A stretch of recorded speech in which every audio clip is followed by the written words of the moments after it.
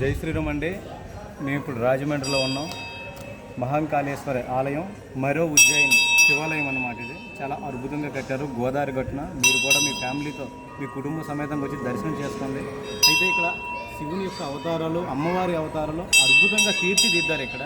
కానీ ఒకసారి చూడండి, వీడెవడండి? మన సనాతన ధర్మానికి దీనికి ఏమైనా సంబంధం ఉందా? ఇంతలా కట్టారు.